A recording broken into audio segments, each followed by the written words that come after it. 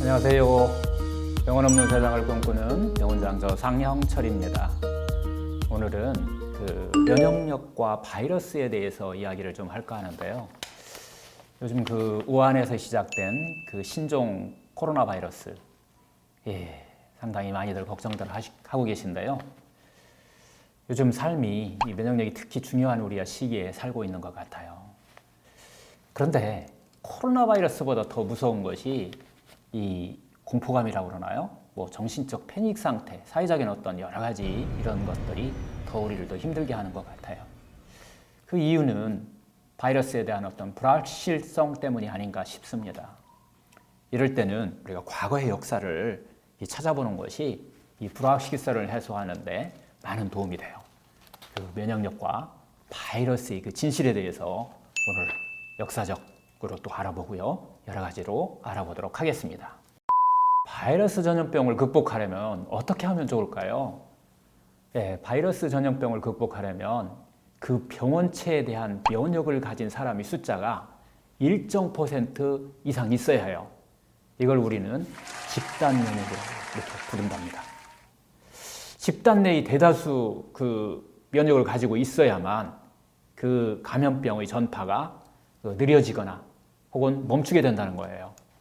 결국 면역을 가진 사람이 많아질수록 면역력이 없는 사람도 감염될 확률이 낮아진다는 거죠. 이것이 집단 면역의 원리예요. 현대사회에서 집단 면역을 올리는 가장 손쉬운 방법은 바로 백신 접종입니다. 예를 들어서 인구의 한 90%가 홍역 백신을 맞게 되면 홍역 자체를 예방할 수 있다는 얘기죠. 그 덕분에 나머지 한 10% 정도는 무임승차가 가능해요. 이번에 신종 코로나19 바이러스는 백신이 없다는 것이 가장 큰 문제고 결국은 집단 면역의 숫자를 늘리는 것이 포인트라는 거예요. 그럼 집단 면역은 그 숫자가 어느 정도 되어야 할까요? 이것은 전파력에 따라 다릅니다. 당연히 전파력이 강하면 강할수록 그 숫자는 올라갑니다. 백신 개발은 20세기 중반이 넘어서야 시작된 것이고 오랜 기간 인간은 맨몸으로 바이러스를 갖다 상대해 왔어요. 그런데 우리를 공포로 몰아가는 이 우한 신종 코로나 바이러스는 어떤 특징이 있어요. 이놈들은 두 가지 무기를 갖고 있는데요. 첫 번째는 전파력이고 두 번째는 독성력입니다. 지금까지 역사책에 등장하는 그 유명한 바이러스 질환은 전파력과 독성력 모두 상상을 초월했던 놈들이었어요. 예를 들어서 고대에 이름도 모르고 죽어갔던 그 감염성 질환들, 엄청난 치사율을 보인 14세기의 그 흑사병, 신대륙의 그 천연두, 스페인 독감 같은 것들도 전파력과 독성력이 모두 대단했던 바이러스 전염병이었었어요. 이런 대단한 놈들이 나타나지 않았던 시간에도 인간들은 이렇게 끊임없이 수많은 바이러스와 투쟁하면서 살 수밖에 없었다는 겁니다. 지금으로부터 1800년 전이죠. 기원 후 한 200년 전후에 중국에 장준경이라는 아주 유명한 의사가 있었는데 가족의 한 70% 7화를 전염병에 의해서 목숨을 잃어요. 그래서 그 전염병과 싸우는 방법을 이분이 연구를 해서 상한론이라는 책을 만들었어요. 그 책이 백신이 나오기 전 1800년 동안 백신이 없을 때 바이러스와 싸우면서 면역력을 도우는 방법으로 사용되고 있고요. 그리고 지금도 동양의학에서는 그 책이 바이블 같이 쓰고 있죠. 어쨌든 자연 면역이든 집단 면역이든 바이러스의 면역을 갖는 사람이 가능한 많이 나와야 해요. 그래서 모든 바이러스 감염증은 독성력과 전파력을 눈여겨봐야 합니다. 현재까지 알려진 신종 코로나19의 특징은 전파력은 아주 강하나 독성력이 아주 높지는 않은 것으로 보고되고 있어요. 지금까지 중국 치사율이 중국이 한 약 3.6% 정도? 이게 2월 26일자예요. 그런데 2002년에 그 사스가 10% 내외였고요. 2012년 메르스가 중동에서 30-40%였어요. 물론 한국에서는 좀 약했죠. 한 20%를 기록했었어요. 대단했죠. 백신이 없는 그 바이러스 감염 질환에서 이 전파력과 독성력은 가장 중요한 포인트예요. 우한 신종 코로나19 바이러스의 특징은 현재까지는 전파력은 아주 강하지만 독성력은 그렇게 세지 않은 것으로 보고되고 있죠. 여기서 우리가 눈여겨봐야 할 것은 이번 신종 코로나19 바이러스는 독성력과 전파력 문제보다는 정신적인 그 공포감, 그걸 대처하는 사회의 어떤 여러 가지 문제점, 어떤 사회의 두려움이 더 큰 문제가 지금 대두되고 있기도 해요. 어떻든 이 바이러스 질환의 유행이 종식되게 하는 방법은 집단 면역의 숫자가 올라가야 된다는 거예요. 그럼 백신도 없던 과거의 그 시절에는 무슨 수로 집단 면역을 올릴 수 있었을까요? 그렇죠. 무식해 보이지만 바이러스와 접촉해서 살아남은 사람들이 집단 면역을 만드는 거예요. 즉 병원체는 여전히 존재하고 있지만 집단 면역 덕분에 나머지 사람들이 평화롭게 살아갈 수 있다는 거죠. 아무리 소규모라도 바이러스 질환의 유행이 종식되려면 이 집단 면역이 일정 수준 이상 올라가야 한다는 겁니다. 그 마크 리시치 그 하버드 대학 전염병학 교수가 1년 내에 전 세계 성인의 한 40에서 70%가 감염될 거라고 예상했어요. 이런 보도가 있었는데요. 이를 이용하는 그 기사들을 이렇게 보면은 그게 뭐 대재앙이다, 통제 안 되면 뭐 팬데믹이다, 뭐 방역 실패 시나리오다 이런 제목으로 각종 기사를 쏟아내면서 어떤 사회적 불안감을 좀 더 증폭시키는데 상당히 그리고 각성심을 이렇게 올리는 작용도 했겠죠. 하지만 불안감을 더 올리는 이런 쪽에 좀 초점이 맞춰져 있는 것 같아요. 근데 리스치 교수의 그 말은 대부분 사람들은 가볍게 앓고 지나가거나 무증상자로서 지나가게 된다는 것에 초점이 있어요. 결국 이런 성격의 바이러스는 그렇게 우리를 공포와 패닉 상태로 우리 삶을 마비시킬 정도의 문제는 아니다라는 것이에요. 또한 감염자가 모두 중증의 환자가 되는 것은 아닙니다. 암세포가 있다고 모두 암 환자가 아니듯이요. 감염자 중에 이 경증 환자들은 이 바이러스에 면역을 가지게 된 사람으로 제가 볼 때는 해석해야 돼요. 우리가 기다리는 이 집단명을 가지게 된 사람들이 많이 나와야 바로 이 자연산 백신 접종자가 우리 주변에 많아지게 되는 겁니다. 2월 25일자 그 발표된 중국 환자 내용을 보니까요. 4만 4천여 명이에요.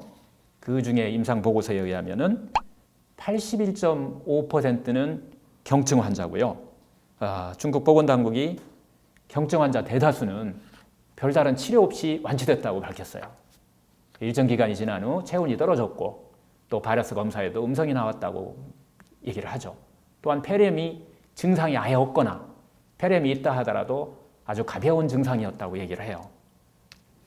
우리나라에서도 며칠 전 3월 6일자예요. 발표에는 그 6,088명인데 그 중에서 경증 환자가 80% 이상이라고 얘기를 하고요. 뭐 하루에 한 47명 정도가 그 완치돼서 그 경증 환자 중에서 완치돼서 이렇게 사회로 다시 복귀됐다고 얘기를 해요. 전체 환자 가운데 한 80% 이상이 그 가벼운 발열이라든가 피로감, 인후통 등 경미한 감기 증상을 보이는 경증이라고 발표를 했어요. 근데 학술적으로 바이러스 감염병의 특징이 있어요. 대부분의 신종 바이러스는 발생 초기에는 독성이 아주 가장 강합니다. 따라서 의료 환경 등 다른 여건 조건이 동일하다면은 처음 시작된 장소에서 가장 높은 치사율을 보이게 돼 있어요. 그러나 1차 감염에서 2차 감염, 3차 감염 이렇게 계속 전파됨에 따라서 점차적으로 독성이 낮아집니다. 이건 진화의 법칙 때문이라고 하죠. 제가 여기 의미 있는 자료 2개를 갖고 있어요. 첫 번째는 코로나19에 의해서 사망률 자료입니다. 중국과 한국의 비교 자료인데요. 2월 26일자를 기준으로 했을 때 우한시가 속한 후베이성을 제외한 중국 전체 사망률이 0.78%예요. 여기서 조건이 있죠. 우한시를 제외한 겁니다. 그리고 같은 날짜 2월 26일자에 현재 한국에서 코로나19 사망률은 0.95%예요.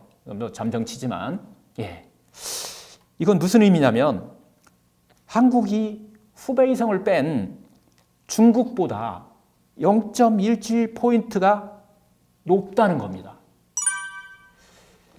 코로나19가 처음 확인된 중국 본토는 한국보다 당연히 높겠죠. 3.48% 정도가 얘기해요. 그 정도의 사망률이라고 얘기하는데, 하지만 진앙으로 한때 전 세계의 주목을 받은 그 우한시가 속한 후베이성을 제외하면 사정이 달라진다는 얘기예요. 중국 국가위생건강위원회 자료를 보면 26일 0시 기준이에요. 현재 후베이성을 제외한 중국 내 누적 환자 수는 12,877명. 이곳에서 100명이 숨져요. 즉 사망률이 0.78%로 한국보다 낮다는 거예요. 여기에 무슨 의미가 있을까요? 그 의미를 한번 다시 계속해서 한번 찾아보자고요. 예, 또 하나 자료가 제가 또 갖고 있는데요. 80%가 넘는 그 경증 환자들의 조기 회복 자료인데요. 어떨까요, 이것은? 중국이 우리보다 경증 환자 격리 기간이 평균 6일 정도 빨라요. 6일 정도 빠르게 경증 환자를 치료해서 내보낸다는 거예요. 아마 중서의 결합이 이런 효과를 낸다는 이런 자료입니다. 이번 코로나19는 중국에서 시작되었지만 집단 면역의 개념을 보면 중국이 먼저 종료하지 않을까 싶습니다. 우리는 중국이 신종 코로나와 싸움에서 겪은 경험을 면밀하게 분석할 필요가 있어요. 우리 실정에 맞게 응용하는 지혜가 필요합니다. 그렇다면 현재 우리 사회를 비상시킬 정도로 마비시키고 있는 이 신종 코로나19 유행은 과연 언제, 어떻게 끝날 수 있을까요? 많은 사람들이 바이러스와 접촉을 통해서 무증상 혹은 가벼운 병을 앓으면서 시간이 지나가겠죠. 즉 집단 면역이 자연스럽게 올라가면서 종식의 과정을 밟게 될 것입니다. 의미 없는 확진자 숫자만 급증시키면서 언론의 맹활약 덕분으로 신종 코로나19를 흑사병급으로 인식해버린 이 대중들을 갖다 사회적 패닉 속에 몰아넣지 말아야 된다는 얘기입니다. 다시 한번 강조하지만 증상을 발현하지 않은 감염자는 환자가 아닙니다. 백신이 없는 이 신종 바이러스 감염병이 유행할 때 이 감염자를 모슬병에 걸린 환자로 취급하고 범죄자로 취급하여서 바이러스보다 더 무서운 사회적 면역력을 약화시키는 일이 벌어져서는 안 된다는 얘기입니다. 자, 우리가 바이러스를 영원히 우리 사회에서 모두 없애는 것은 불가능합니다. 바이러스와 공존하는 방법을 선택해야 합니다. 80%의 경증 감염자들이 집단 면역을 올릴 수 있고 집단 면역이 올라가야 코로나 바이러스의 유행이 끝난다는 역사의 교훈을 잊어서는 안 됩니다. 결국 코로나 바이러스와 공존하는 방법을 선택해야 합니다. 제일 중요한 것이 집단면역을 키우는 그 80% 이상의 경증 환자를 빠른 속도로 개선시키는 방법을 찾는 것이라는 거예요. 이것이 바이러스와 빠르게 공존하고 지금 이 문제를 해결하는 키가 된다는 겁니다. 역사를 교훈 삼아 바이러스 질환의 생각을 바꿔야 합니다. 대한민국만이 할 수 있는 바이러스 전형 관리 시스템을 만들어야 한다는 거예요. 우리는 전 세계에서 가장 빠른 진단 시스템을 갖고 있어요. 감염자를 가장 빠르게 찾아서 빠르게 치료할 수 있는 의료 시스템을 가지고 있다는 거예요. 결국 조기 진단의 핵심은 격리하는 것도 중요하지만 조기 회복으로 집단 면역의 숫자를 늘리는 것에 핵심을 두어야 된다는 얘기입니다. 코로나19 바이러스의 그 경증, 중증 환자 분리와 함께 경증 환자를 위한 그 생활치료센터에서 조기 회복 프로그램이 가장 중요하다는 얘기입니다. 조기 회복된 그 감염자들이 지역사회에서 집단 면역의 숫자를 늘리는 역할을 해야만 이 바이러스 감염은 아마 멈추게 될 겁니다. 예, 결론입니다. 조기에 검사해서 빠른 속도로 회복시키는 것이 코로나 바이러스를 빠르게 종식시키는 것이 이게 키포인트라는 겁니다. 즉 경증 환자의 관리 시스템을 격리와 대증 치료에만 국한하지 말고 의학적 대증 치료와 함께 그 한의학적 면역력 회복 치료, 그리고 또 음식, 운동, 명상 등 자연의학적 면역력을 높이는 방법 등 이 통합의학적 개념으로 조기에 회복시킬 수 있는 프로토콜을 만들어야 된다는 얘기입니다. 코로나19 격리 환자 프로그램을 만들어야 된다는 거예요. 우리만이 갖고 있는 가장 장점들을 살려야 된다는 겁니다. 중국이 중서의 결합이라는 방법을 사용하듯이 우리는 우리의 방법을 만들어야 됩니다. 앞으로 신종 코로나19 같은, 아니면 이거보다 훨씬 더 센 바이러스들 쉬지 않고 아마 끊임없이 우리를 찾아올 것입니다.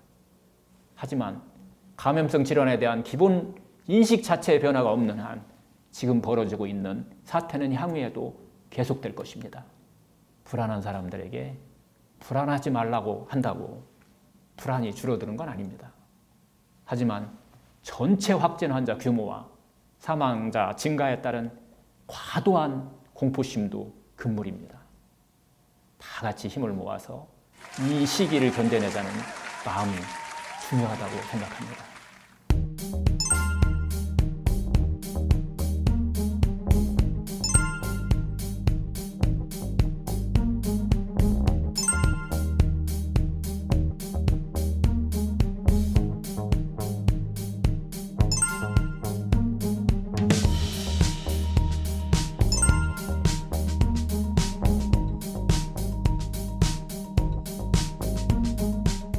바이러스 감염 질환은 우리에게 지혜를 줍니다.